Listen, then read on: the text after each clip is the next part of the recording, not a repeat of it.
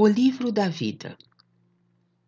Assim como a escuridão cobriu o Gólgota, quando Jesus, a luz viva, deixou esta terra, assim ela se estende agora sobre a humanidade, trazendo-lhe de volta o grande sofrimento que ela causou ao amor de Deus, com a maneira cruel do ardiloso raciocínio, incapaz da mínima vibração intuitiva, e que, como o mais forte instrumento de Lúcifer, era sagrado para vós.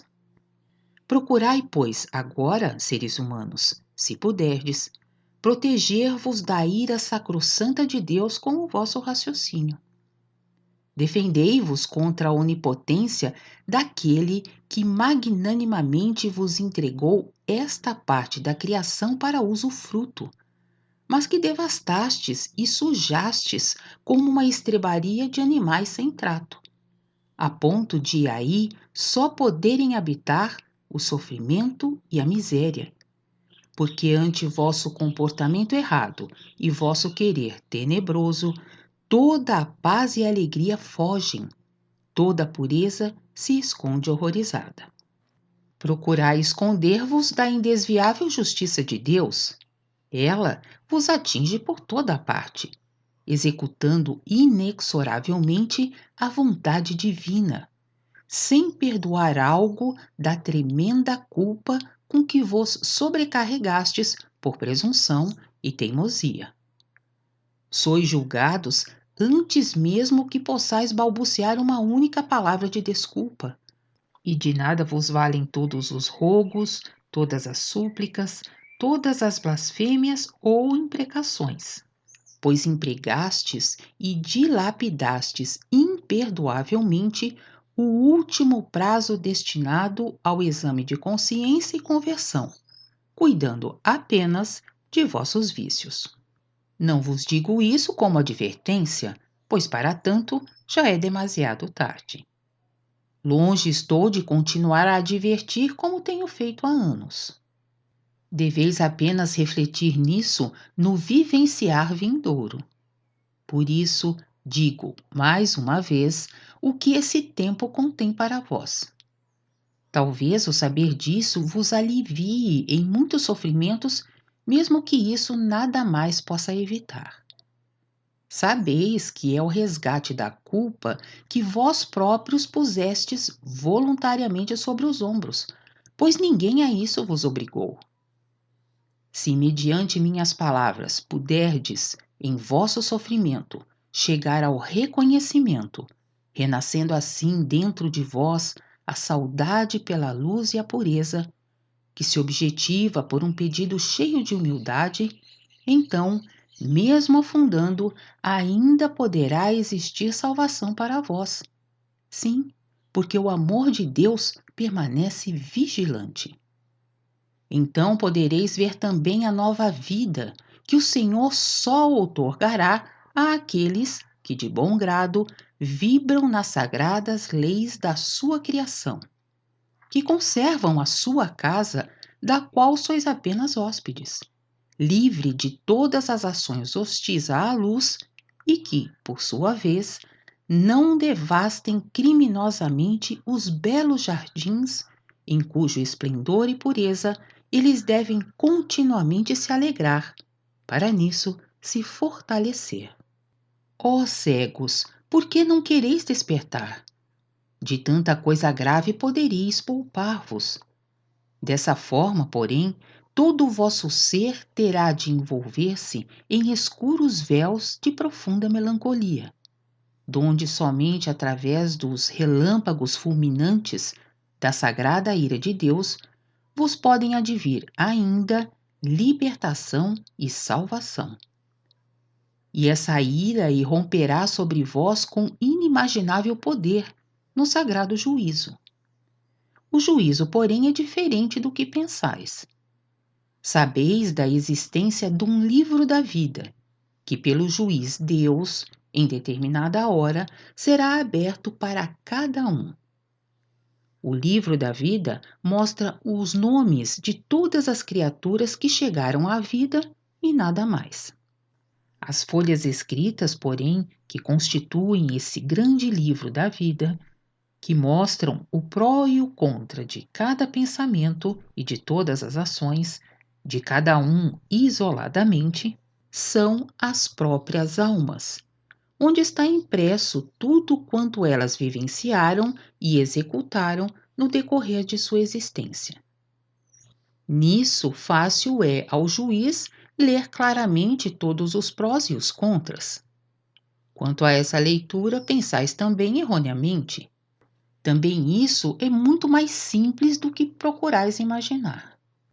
O juiz não faz cada alma isoladamente caminhar até diante dele, até diante de seu trono, e sim envia em missão de Deus seus golpes de espada pelo universo. Os golpes de espada são irradiações que emanam atingindo tudo na criação. Reconhecei a grande simplicidade e a surpreendente naturalidade. O juiz não envia os raios a este ou aquele, consciente ou deliberadamente. Não. Simplesmente os emite por ordem sagrada de Deus, pois é a força de Deus. Nada mais poderia atuar dessa maneira senão a sua sacrossanta vontade. Os golpes da irradiação, ou as irradiações, atravessam, portanto, a criação toda, mas com uma força até então jamais havida. Nada consegue se esconder do seu efeito. E assim, o raio da força divina atinge também cada alma em determinada hora na lei da atuação da criação. Então, tudo quanto a alma humana ainda traz consigo, por ocasião do impacto do raio de Deus, que nem se torna visível a ela, terá de reviver e também chegar aos efeitos e atividade, a fim de que nisso possa fechar seu último círculo de remate que elevará ou afundará essa alma. Do que uma tal alma, no decorrer de sua existência, já foi capaz de se livrar quanto ao erro e ao mal, em remates no vivenciar consentâneo com as leis da criação, fica extinto de tal maneira como se nunca tivesse existido. Por isso, não pende mais nela, não está mais impresso nela. Está livre disso e limpa. Por conseguinte, não lhe pode causar nenhum dano. Somente aquilo que ainda não encontrou seu círculo de remate e que, portanto, ainda pende nela, ainda lhe está ligado, será sem mais demora forçado para o círculo de remate sob a pressão da luz, ao mesmo tempo que se mostra, revivendo nas tentativas de atividade, e nisso também recebe o golpe que merece. Tais golpes estão exatamente de acordo com a força do próprio querer, que, desencadeando-se em ação de retorno, se dirigem contra a alma como ponto de partida. Pela pressão irresistível da luz, ficará tudo agora fortalecido e rechaçado para o ponto de partida, para a alma, sejam coisas boas ou más. E tudo o que, de outro modo, no decorrer lento do âmbito condensado e endurecido de todas as almas humanas na Terra, talvez ainda precisasse de muitos milênios para se fechar no círculo, agora ficará comprimido em poucos meses pela propulsão que ser humano algum esperava, decorrente da força dos golpes da luz. Assim se processa o juízo do universo em sua singela naturalidade. É desta vez o juízo final, que tantas vezes vos foi anunciado. Contudo, seus desencadeamentos são muito diferentes do que pensastes. O que a tal respeito vos foi anunciado outrora deu-se em imagens, porque de outra forma nem teríeis compreendido. Através da mensagem do grau, contudo, progride vosso saber sobre a atuação na criação.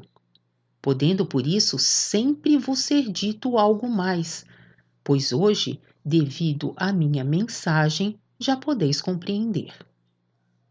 Os golpes de espada do derradeiro dia investem como fortes irradiações de luz em direção à criação e fluem através de todos os canais já formados, mediante os efeitos automáticos das leis divinas na criação e constituídos por todo o intuir, pensar, querer e também atuar dos seres humanos como pontos de partida.